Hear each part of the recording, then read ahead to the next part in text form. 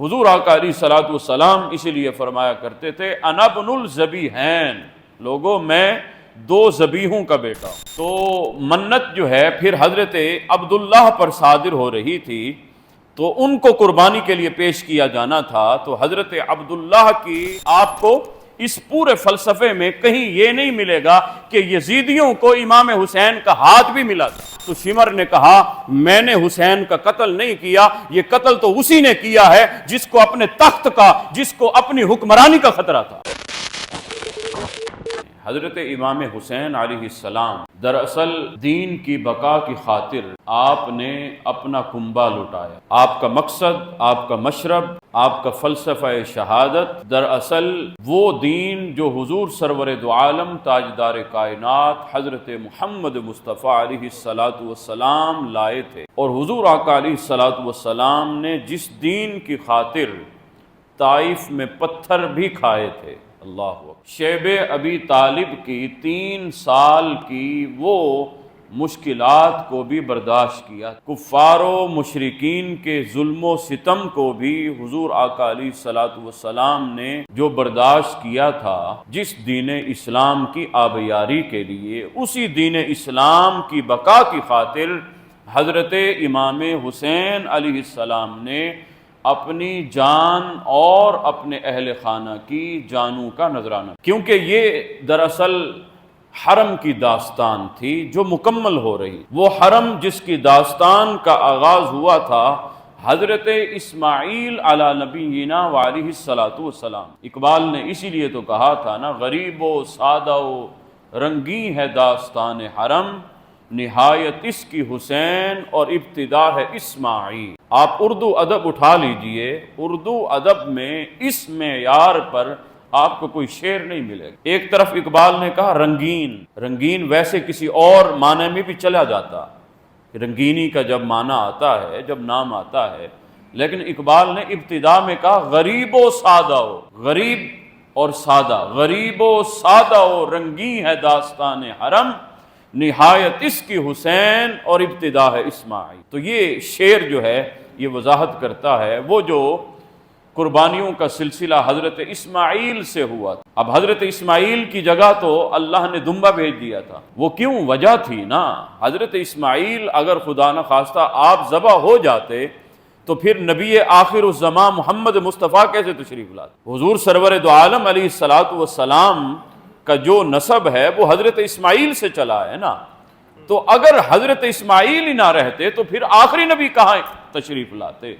تو اسی طرح جو ہے پھر حضرت اسماعیل سے جو یہ نسب چلا، چلتے چلتے قربانی آگے بھی ہوئی۔ حضور آقا علیہ الصلوۃ والسلام اسی لیے فرمایا کرتے تھے انا ابن الذبیحین، لوگوں میں 2 ذبیحوں کا بیٹا ہوں، میرے جد امجد حضرت اسماعیل ہیں، میں ان کی جو قربانی تھی میں ان کا نتیجہ ہوں، اور دوسری قربانی حضور سرور دو عالم علیہ الصلوۃ والسلام کے والد گرامی حضرت عبداللہ بن عبد المطلب رضی اللہ تعالی عنہما۔ کیوں؟ حضرت عبداللہ رضی اللہ تعالی عنہ کی بھی جب ولادت ہوئی تھی تو آپ کے والد گرامی حضرت عبد المطلب نے منت مانی تھی، تو منت جو ہے پھر حضرت عبداللہ پر صادر ہو رہی تھی، تو ان کو قربانی کے لیے پیش کیا جانا تھا۔ تو حضرت عبداللہ کی قربانی کی بنا پر آپ نے، آپ کے والد گرامی حضرت عبد المطلب نے اونٹوں کی قربانی دی۔ پہلے 10 اونٹ مقرر ہوئے، پھر 20، 30، 40، 50، 60، 70، یہاں تک کہ 100 اونٹ قربان کیے حضرت عبداللہ رضی اللہ تعالی عنہ کو باقی رکھنے کے لیے۔ آپ کی منت جو ہے وہ پوری ہوئی تھی، تو حضرت عبداللہ بھی قربان ہو جاتے تو پھر میرے آقا محمد مصطفیٰ علیہ الصلوۃ والسلام کاہے کو تشریف لاتے۔ اسی لیے وہاں جو ہے وہ ان کو ذبح کرنے کی بجائے جو ہے وہ ان کی بجائے قربانی جو ہے جانور کی دی گئی۔ قربان جائیے، جب باری آئی حضرت امام حسین علیہ السلام کی تو یہاں پر وہ قربانی کی انتہا ہونی تھی، یہاں پر قربانی کا خاتمہ ہونا تھا۔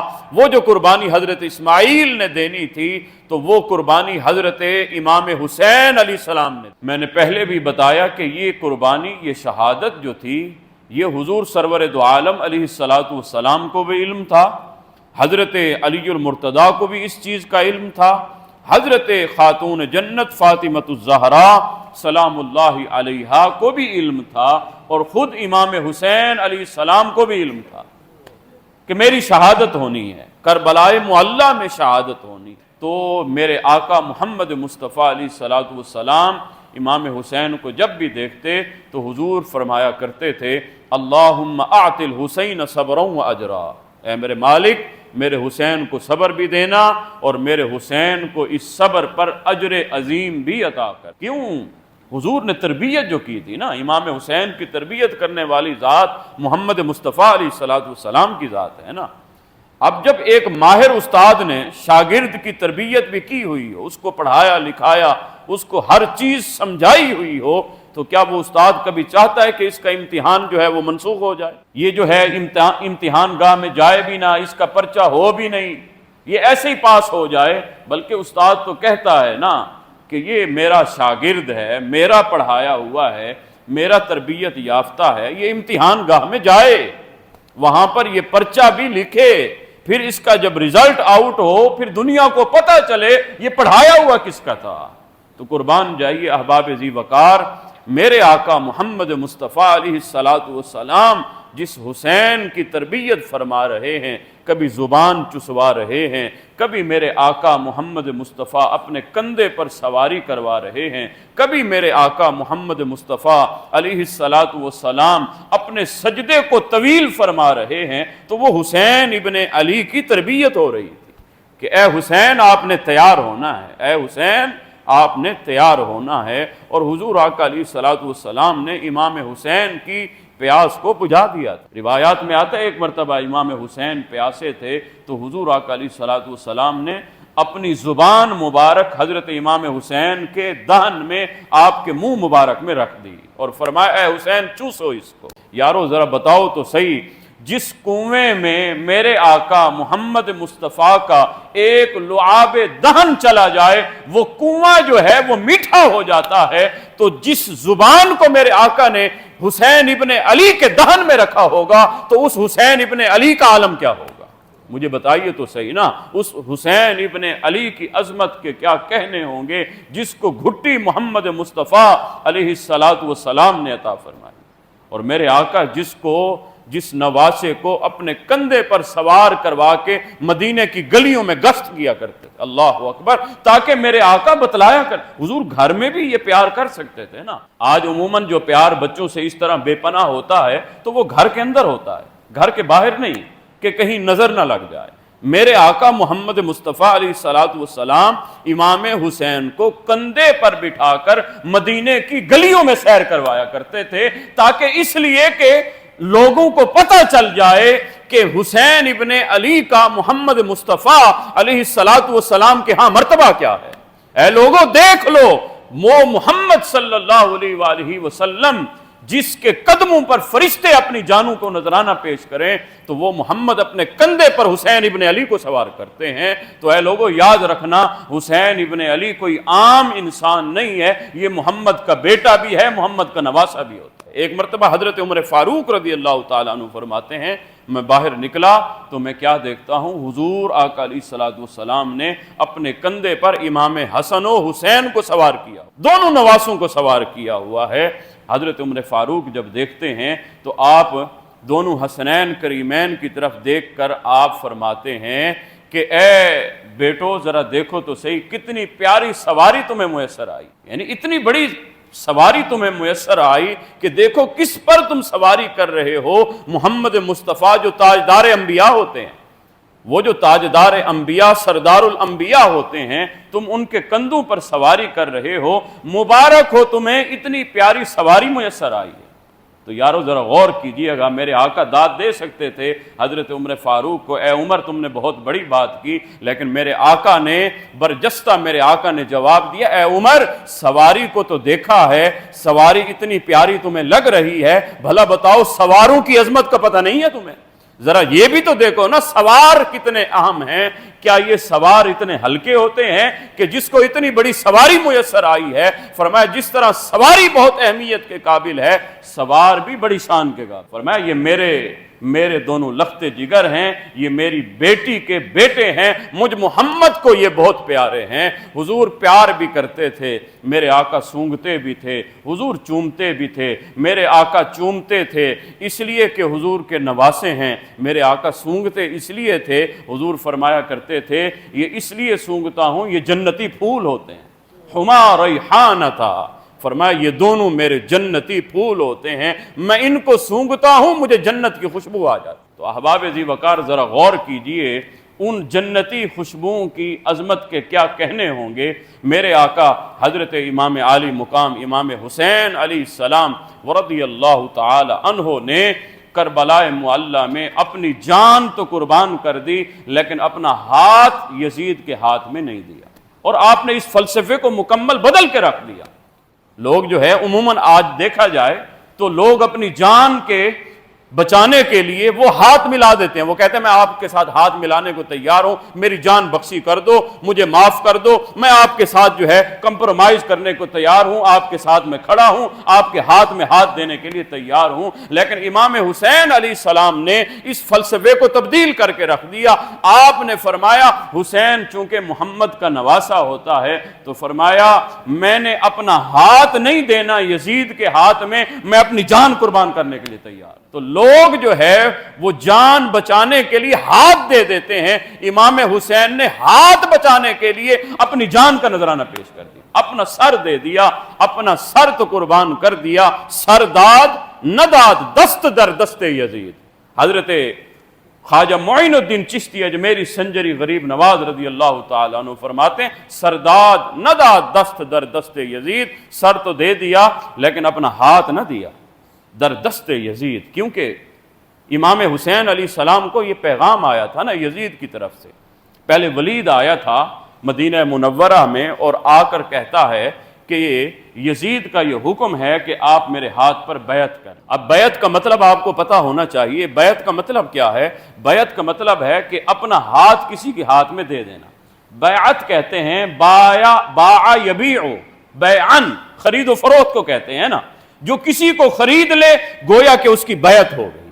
جب کوئی جو ہے وہ شیخ کامل کے ہاتھ میں ہاتھ دیتا ہے تو اس کا مطلب کیا ہوتا ہے؟ میں اپنے شیخ کے ہاتھوں بک گیا ہوں، اب میرے مالک میرے شیخ ہوتے ہیں۔ تو مجھے بتائیے جب حسین ابن علی کو پیغام ملا کہ یزید کہتا ہے میرے ہاتھ پر بیعت کر لو، تو امام حسین کہنے لگے حسین تو پہلے ہی اپنے ہاتھوں کو بیچ چکا ہے محمد مصطفیٰ کے ہاتھوں پر، کہا کہ میں نے تو اپنے نانا کی بیعت کی ہوئی ہے، تو جب میں اپنے نانا کی بیعت کرنے والا ہوں، جب حسین نے اپنے نانا کو ہاتھ دے دیا ہے تو پھر یزید کو کاہے کو دے گا؟ اور یزید بھی وہ جو بدبخت ہے، وہ جو ملعون ہے، وہ جو فاسق معلن ہے، وہ جو شرابی ہے، جو فاسق و فاجر بھی ہے، جو گناہ اعلانیہ بھی کرتا ہے، جو گناہ جو ہے چھپ کر بھی کرتا ہے، یہ یزید لعین کے کرتوت ہیں۔ احباب ذی وقار، تو امام حسین علیہ السلام نے مکمل طور پر آپ نے فرمایا کہ میں کبھی بھی اپنا ہاتھ یزید کے ہاتھ میں دینے کو تیار نہیں ہوں گا۔ اور آپ کربلا معلی کا فلسفہ شہادت سارا دیکھ لیجئے، امام حسین کا سر انور نیزوں پر تھا۔ اللہ جب آپ کو شہید کیا گیا تو آپ کا سر انور جو ہے وہ نیزے پر تھا، لیکن وہ سارے یزیدی لشکر بھی کہتے ہیں کہا کہ وہ اس سر حسین سے قرآن کی تلاوت کرتے ہوئے ہمیں بار بار آواز آیا کرتی تھی، سر حسین قرآن کی تلاوت کر رہا تھا۔ یہ ایسا قاری ہے جو نوک ثنا پر بھی جو ہے قرآن کی تلاوت جاری و ساری کیے ہوئے ہے۔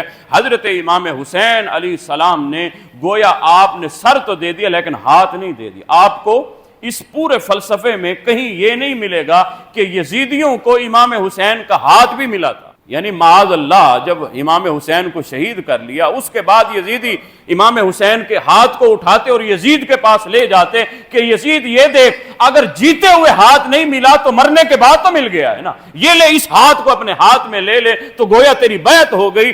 یزید کے پاس بھی جب امام حسین علیہ السلام کا گویا کہ آپ کا جسم انور لایا گیا تو سر حسین تو تھا، امام حسین کا ہاتھ نہیں تھا۔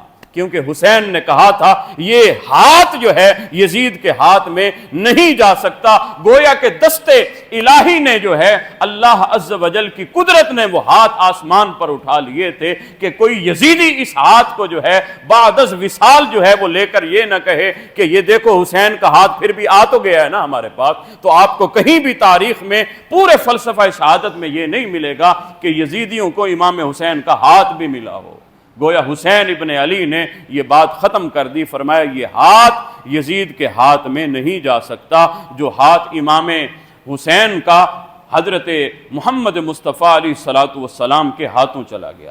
احباب ذی وقار، جب امام حسین علیہ السلام شہید ہو گئے کربلا معلّہ میں، اب جو ہے وہ حضور امام حسین کا ایک لخت جگر ہے جس کو علی اوسط امام زین العابدین کہا جاتا ہے۔ کہتے ہیں 14 سال آپ کی عمر مبارک تھی، 14 سال، اور آپ چونکہ بیمار تھے، بخار تھا آپ کو، تو آپ کے بابا نے آپ کو اجازت نہیں دی تھی، فرمایا آپ نے جو ہے وہ مقتل گاہ میں نہیں جانا، آپ نے پیچھے رہ جانا ہے اور آپ نے اپنے گھر والوں کو لے کر جو ہے وہ واپس مدینہ طیبہ جانا۔ تو جب یہ لشکر جو ہے یہ یزیدیوں کے ہاتھوں جب یہ لشکر گیا اور آگے چلتا چلتا شام کے بازاروں میں جب نبی زادیوں کو، اللہ اکبر، جب ان کی عصمت کو روندا گیا، معاذ اللہ، جب ان کو پامال کیا گیا، نبی زادیوں کو راستے میں کوڑے مارے جاتے تھے، معاذ اللہ، راستے میں نبی زادیوں پر پتھر برسائے جاتے تھے، معاذ اللہ، راستے میں یزیدیوں کی طرف سے کیا کیا ظلم و ستم کیا جاتا تھا۔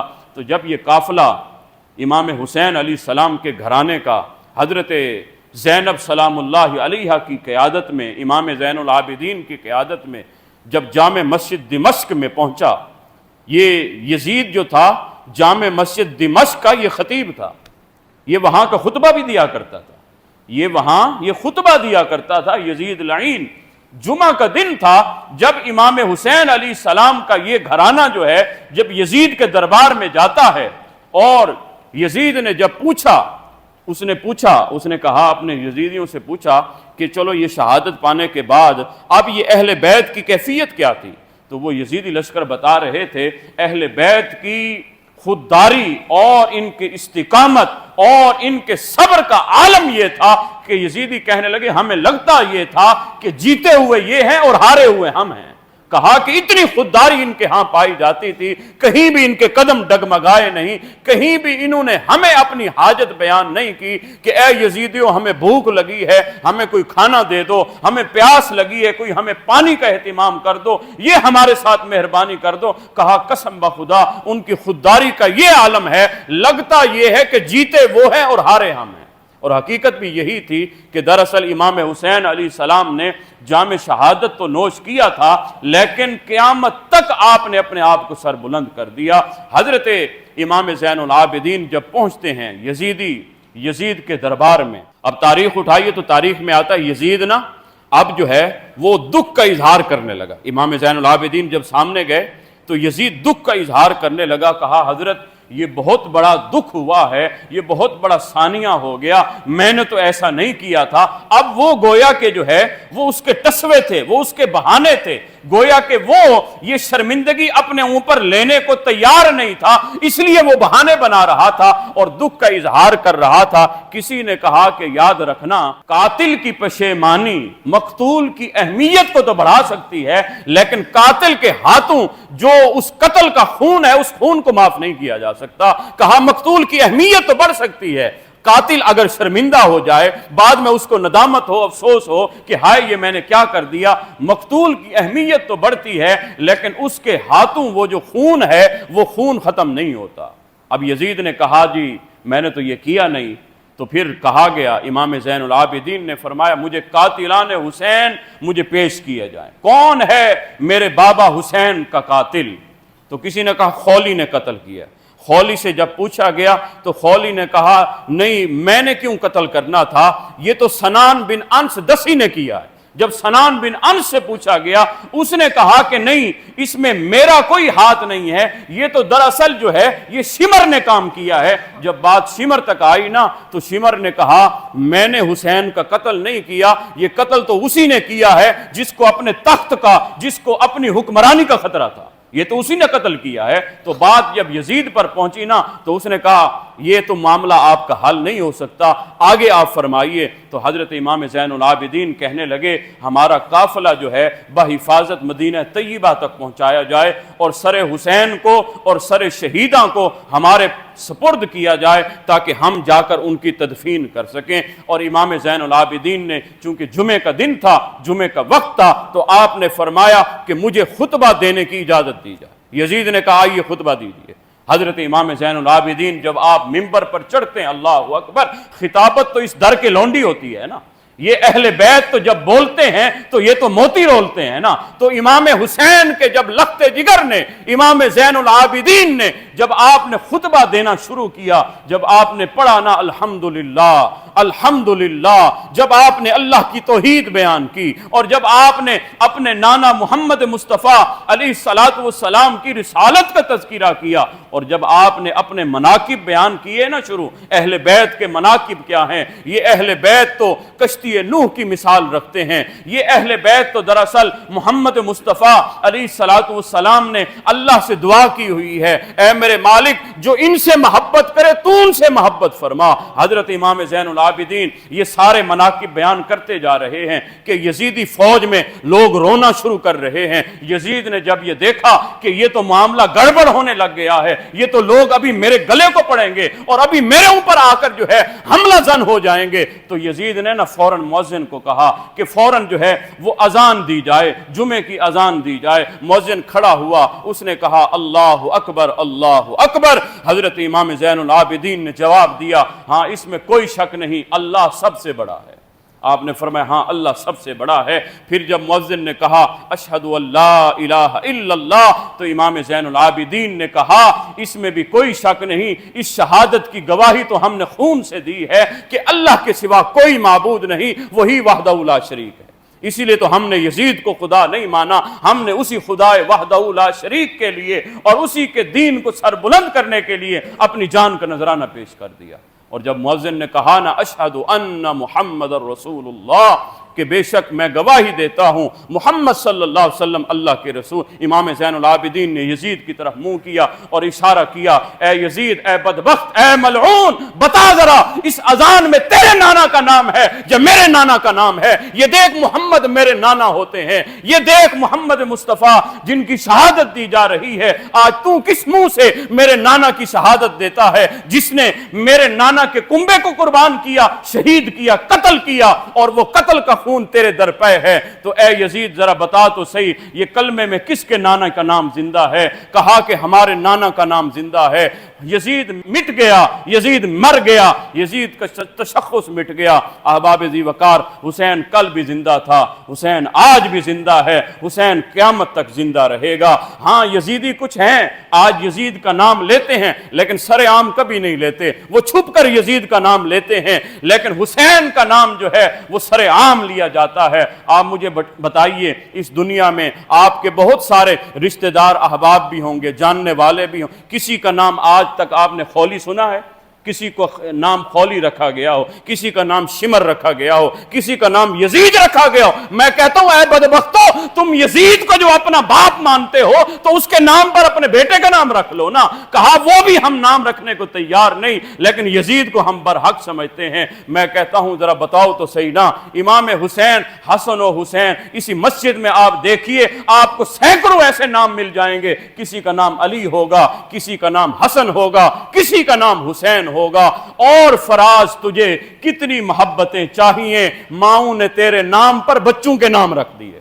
اے حسین ابن علی، آج آپ کے نام پر مائیں اپنے بچوں کے نام رکھتی ہیں۔ تو احباب ذی وقار، حسین ابن علی نے یہ فلسفہ شہادت میں یہ ثابت کر دیا، یہ واضح کر دیا کہ حسین کل بھی زندہ تھا، حسین آج بھی زندہ ہے۔ تو حسینی مشن لے کر اٹھیے۔ حسینی مشن کیا ہے؟ حسینی مشن صرف اس چیز کا نام نہیں کہ محرم آئے امام حسین کا نام لیں، امام حسین کے نام پر نیاز تقسیم کریں، سبیل بھی چلائیں، اس کا بھی اجر و ثواب ہے، لیکن حسین نے کس کی خاطر یہ قربانی دی؟ وہ دراصل مشن کیا تھا؟ وہ مشن دین محمدی کی بقا تھی۔ وہ حسین نے کس لیے اپنی جان کا نذرانہ پیش کیا، حسین ابن علی نے نماز کی خاطر جان کا نذرانہ پیش کیا، حسین ابن علی نے شراب کے خاتمے کے لیے اپنی جان کا نذرانہ پیش کیا۔